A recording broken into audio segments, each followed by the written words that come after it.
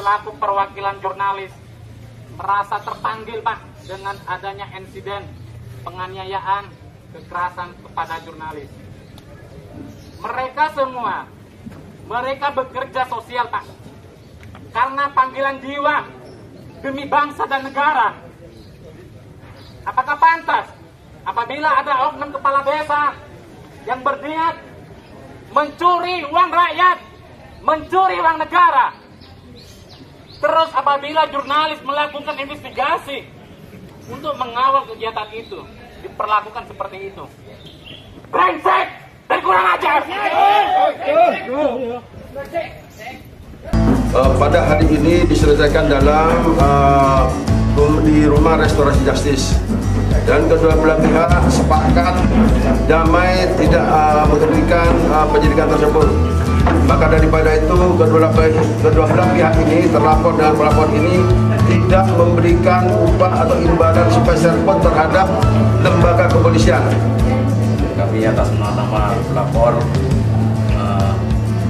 dalam hal ini menyampaikan bahwa hari ini sepakat berdamai atas inisiatif kami sendiri. Breaking news, media suara demokrasi, mengungkap fakta dan keadilan. Semua pihak kekecewaan, kasus penganiayaan wartawan berakhir perdamaian dengan mahar Rp150 juta Sumenep. Semua pihak merasakan kekecewaan, khususnya di kalangan profesi jurnalis dan aktivis Sumenep yang sedang berjuang melakukan aksi demo di depan Mako Polres Sumenep untuk memperjuangkan marwah profesi yang dilecehkan oleh Kades dan mantan Kades Butu Ampar. Pasalnya, kasus penganiayaan terhadap dua wartawan yang dilakukan oleh Kades dan mantan Kades tersebut berawal dari adanya temuan pekerjaan proyek rabat beton dan pengerasan jalan di Desa Batu Ampar, hingga oknum Kades dan mantan Kades melakukan penganiayaan dengan kekerasan terhadap dua wartawan yang melakukan investigasi. Setelah sejumlah jurnalis dan aktivis Sumenep melakukan aksi demo mendesak Polres Sumenep untuk menangkap para pelaku, kasus tersebut berakhir damai dengan melakukan restoratif justice, RJ, dengan mahar Rp150 juta, yang baru 1 hari 2 pelaku dilakukan penahanan oleh Polres Sumenep. Hal itu membuat publik mencoreng profesi jurnalis, karena dinilai semua persoalan tidak pidana yang dikawal tersebut berakhir hanya dengan penyelesaian karena rupiah belaka, sehingga tidak bisa membuat para pelaku jerah dan membuat untuk lebih baik lagi dalam penegakan hukum di wilayah Kabupaten Sumenep. Restoratif justice adalah salah satu prinsip penegakan hukum dalam penyelesaian perkara pidana. Restoratif justice dapat dijadikan instrumen pemulihan dan sudah dilaksanakan oleh Kepolisian Polres Sumenep dalam bentuk pemberlakuan kebijakan memperdamaikan antara kedua belah pihak tanpa harus melakukan proses panjang di pengadilan. Banyak pihak menilai perkara tersebut begitu cepat bisa didamaikan hanya karena uang belaka, dan proses restoratif justice tersebut dinilai ganjal dari seseorang yang mengakui pihak kuasa hukum pelapor. Perdamaian restoratif justice, RJ, yang dilakukan pada kasus penganiayaan terhadap wartawan tersebut menimbulkan kegelisahan di kalangan profesi jurnalis dan rasa kekecewaan muncul di berbagai kalangan, karena merasa marwah profesi jurnalis hanya dihargai Rp150 juta setelah pihak Polres Sumenep menangkap para pelaku. Sejumlah jurnalis dan aktivis Sumenep yang ikut berpartisipasi memberikan dukungan dalam kegiatan aksi demo demi untuk ikut memperjuangkan marwah profesi jurnalis, merasa dikhianati perjuangannya, karena penganiaya dua wartawan yang dibela tersebut melakukan RJ dengan menerima imbalan Rp150 juta. Di saat insiden penganiaya terhadap dua wartawan yang terjadi pada hari Ahad 26 Maret 2023, yang dilakukan oleh Kades dan mantan Kades Batu Ampar pada kedua wartawan yang melakukan investigasi atas pekerjaan proyek, membuat darah para jurnalis dan aktivis di berbagai wilayah mendidih hingga sempat mengguncangkan publik. Kekecewaan itu juga disampaikan oleh Syaiful Bahri SH, yang mengaku sebagai kuasa hukum dari dua wartawan tersebut. Dalam tulisan yang diunggah di sebuah akun Facebook-nya bernama Ipunga Marsuk, pada tanggal 3 April 2023, menerangkan bahwa sebagai kuasa hukum dari dua saksi korban penganiayaan tersebut, dirinya merasa dipecundangi. Sebagai kuasa hukum terasa kami dipecundangi mendengar berita adanya restoratif justice terkait kasus dugaan penganiayaan yang dilakukan mantan Kades Batu Ampar terhadap dua orang wartawan yang salah satunya adalah anggota AWADI. Kami selaku kuasa hukum dua saksi korban sungguh sangat kecewa karena mekanisme restorasi justice yang digelar di Polres Sumeneb, Senin 3 April 2023, tidak ada pemberitahuan kepada pendamping hukum, PH, korban baik itu dari pihak Polres selaku penyidik dan dari pemberi kuasa, klien. Namun semua sudah terjadi dan untuk klien kami sampai saat ini tidak ada komunikasi, padahal sudah jelas di surat kuasa bahwa pencabutan surat kuasa secara sepihak tidak bisa membatalkan surat kuasa, jadi secara legalitas saya masih bisa mempertanyakan kasus ini kepada Polres Sumeneb seperti apa bentuk kesepakatan restoratif justice walau sudah tidak menjadi rahasia umum terhadap restoratif justice tersebut. Klien saya menerima uang kompensasi sebesar 150 juta rupiah. Dan yang pasti secara persurat kami secepat mungkin tetap mempertanyakan hal ini kepada pihak Polres dan kepada dua orang klien kami tersebut. Papa Antaka Beknamo, isi rilisnya di sebuah akun Facebook. Dengan dilakukannya RJ 150 juta rupiah yang dilakukan kedua belah pihak tersebut. Kini, banyak tudingan dari berbagai pihak yang diarahkan kepada jurnalis yang ikut melakukan aksi demo itu, bahwa semua yang dilakukan dan perjuangannya hanyalah lelucon belaka, karena menilai marwah profesi jurnalis hanya ditukar dengan 150 juta rupiah. Meskipun tidak semua jurnalis dan aktivis Sumeneb yang ikut melakukan aksi demo tersebut ikut terlibat dengan adanya RJ atau ikut merasakan adanya kompensasi 150 juta rupiah yang diterima oleh korban atau pelapor. Kini proses penegakan hukum yang ada di Sumeneb dinilai dari berbagai kalangan selesai dan berakhir dengan adanya sejumlah rupiah. Sehingga tidak akan menjadi rasa jerah kepada pelaku dan orang lain untuk melakukan pelanggaran hukum atau tindak pidana dan kemerdekaan pers kini menjadi ancaman buat jurnalis nantinya untuk memberikan pemahaman kepada masyarakat tentang dilakukannya restoratif justice RJ. Pihak media melakukan wawancara untuk mendapatkan pemaparan secara pandangan hukum. Sehingga Zamrud Ken SH harus memberikan penjelasan kepada publik.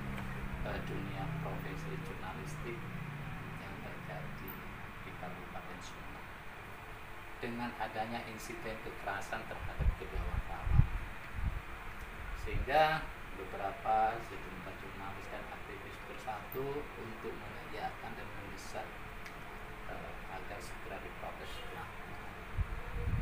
Setelah desakan terjadi didengar oleh pihak aparat penegak hukum, ditangkaplah semua kedua pelaku oleh petugas, yang sangat mengecewakan bagi semua jurnalis dan aktivis. Setelah penangkapan ini dilakukan, terjadi suatu perdamaian, dan di situ terdengar ada mahar 150 juta. Kira-kira menurut pengamat hukum Bang Sambut ini seperti apa, Pak? Ya, jadi terima kasih banyak. Yang pertama, saya secara pribadi turut prihatin ya, terjadinya kasus ini yang menimpa teman-teman jurnalis, wartawan dalam hal melakukan kegiatan persnya, sehingga ternyata mendapatkan sebuah perlakuan yang justru banyak merugikan kepada korban, sehingga hal ini masuk kepada sebuah ranah proses hukum yang walaupun tadi pada akhirnya sampai berakhir atau endingnya perdamaian, kira-kira begitu. Nah, tentu kita harus memaknai dulu bahwa teman-teman media pers dalam melaksanakan kegiatan jurnalistiknya itu dilindungi oleh undang-undang pers. Ya. Sehingga apa? Sehingga setiap melakukan kegiatan jurnalistik maka ada kaidah-kaidah yang harus diperhatikan baik oleh narasumber sendiri ataupun para pemburu berita. Nah, untuk itulah saya katakan bahwa terkait permasalahan ini perlu dilakukan proses hukum, itu tidak bisa terbantahkan, ya kan? Hal itu sudah dilakukan proses hukum oleh pihak Polres. Proses itu berjalan, yang informasinya sampai kepada proses penahanan. Iya. Sehingga dengan demikian terjadi proses yang cukup panjang. Tetapi ini yang perlu dimaknai terkait permasalahan perdamaian itu. Apakah dibenarkan secara hukum? Perdamaian itu kan berkaitan dengan sebuah proses yang sekarang ini sudah ada payung hukumnya yang namanya restorasi justice. Restorasi justice itu bisa dilakukan antar kedua belah pihak atau lebih. Sehingga apa? Sehingga antara pihak korban atau pelapor dengan terlapor itu terjadi sebuah proses penyelesaian, baik di tingkat kepolisian, kejaksaan maupun di tingkat pengadilan. Kira-kira begitu. Nah, untuk ini baru di tingkat kepolisian. Dan tentunya pertanyaan tadi berakhir juga dengan perdamaian dan ada mahar. Iya. Nah, saya melihatnya begini. Kepolisian dalam melakukan restorasi justice itu sudah dibenarkan. Memang ada perkap yang mengatur itu. Bahkan ada memorandum of understanding kepolisian, kejaksaan dan Mahkamah Agung terkait permasalahan ini. Sehingga dengan demikian proses ini ketika terjadi perdamaian maka selesai demi hukum. Apakah ini bisa diangkat kembali? Ya bisa saja atau tidak. Nanti itu tergantung dari pihak orang yang dirugikan, dalam hal ini adalah korban, kan gitu. Berikutnya, pidana itu terkait ultimum remedium. Ultimum remedium itu dalam sebuah proses pidana itu langkah terakhir. Nah, ini belum mengarah kepada sebuah proses ultimum remedium. Lalu terjadi yang namanya restorasi justice. Sehingga apa? Sehingga terjadinya restorasi justice itu dituangkan dalam berita acara yang sampai ada yang katanya informasi adalah ganti rugi 150 juta. Keyakinan saya 150 juta itu adalah bagian daripada yang diminta mungkin oleh kedua korban, atau justru ada pihak-pihak yang memiliki kompetensi terkait permasalahan ini, sehingga muncul angka 150 juta dalam penyelesaian ini. Nah, tetapi sebenarnya harusnya proses ini juga biarlah ini proses berjalan. Tetapi karena menggunakan metode dari awal itu adalah proses penyelesaian di depan, ya, dan itu bisa dilakukan antar kedua belah pihak, ya selesai demi hukum. Ya, walaupun yang sangat disayangkan kedua korban ini tidak memberikan statement langsung di media pada saat kejadian. Harusnya pada saat kejadian itu menyampaikan apa dan bagaimana. Nah, boleh tanya Bang, apakah setiap pelanggaran hukum atau tindak pidana itu bisa dilakukan ERC? Bisa saja. Meskipun itu entah meresahkan orang lain atau merugikan orang lain.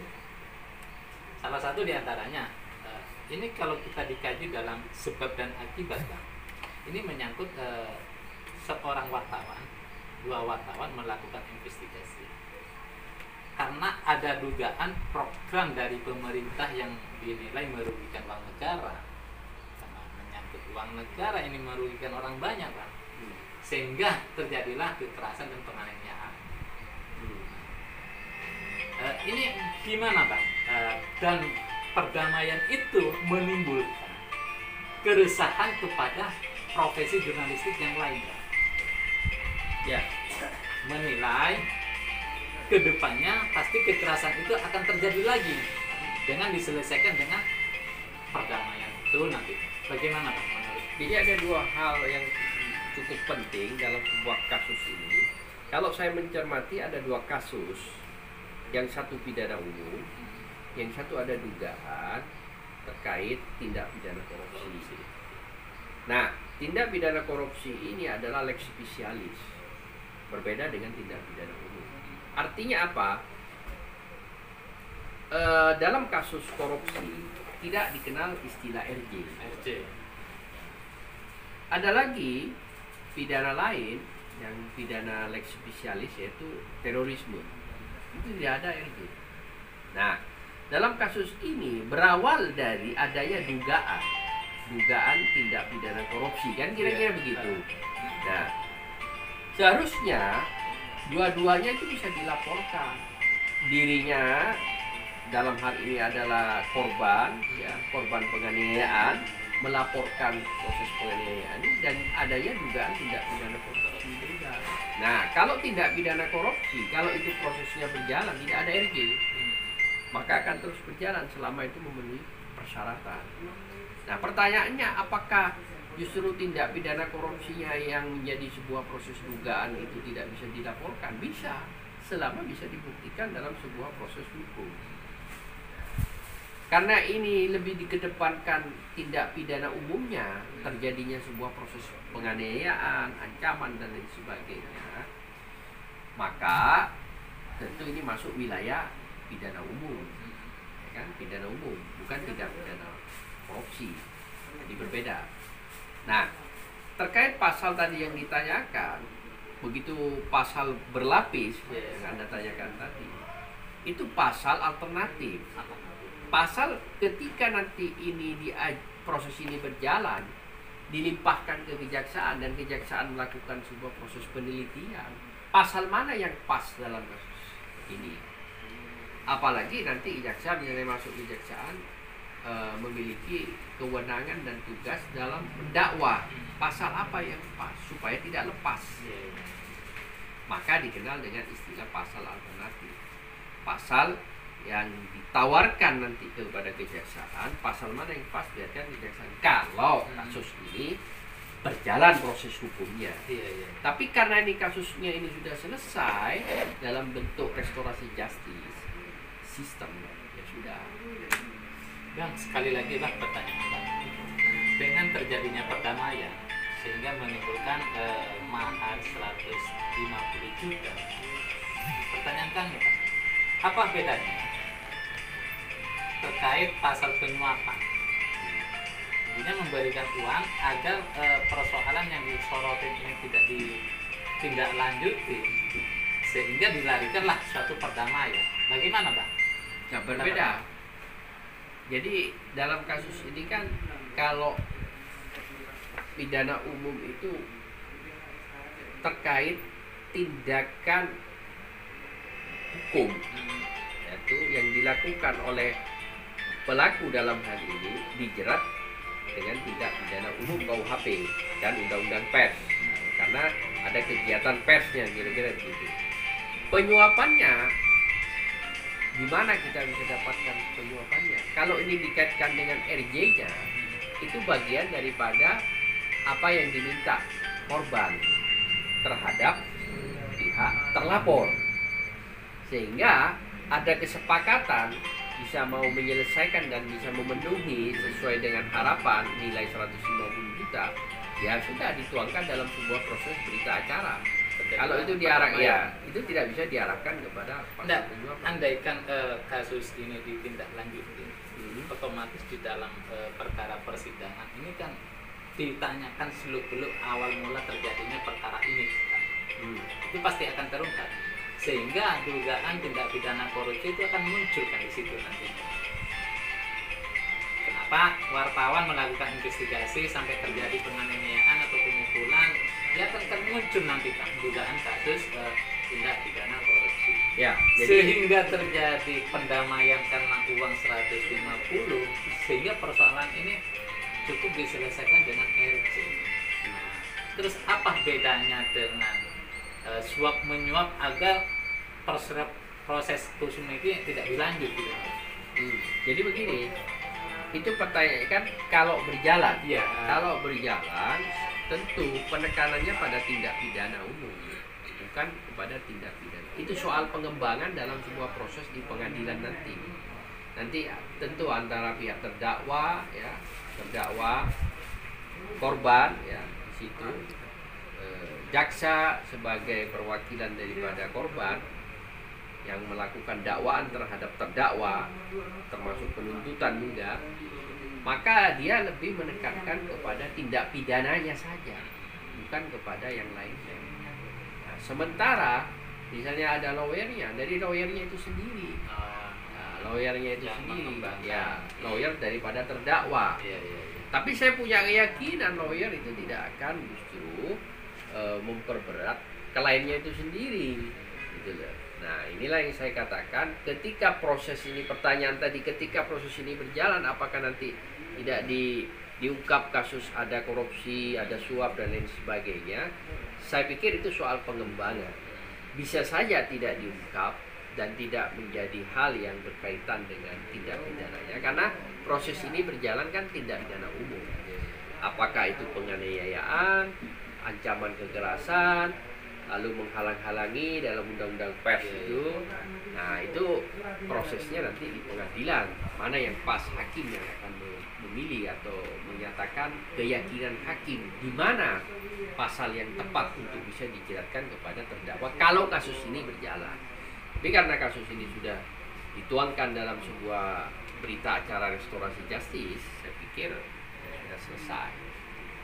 Mungkin dari pengamat hukum ada pesan kepada publik Ya. dengan insiden yang terjadi. Jadi yang pertama, saya turut prihatin atas kejadian ini. Harapan saya kepada teman-teman pers dalam melaksanakan tugas dan kewenangannya dengan jurnalistik itu, maka hati-hati.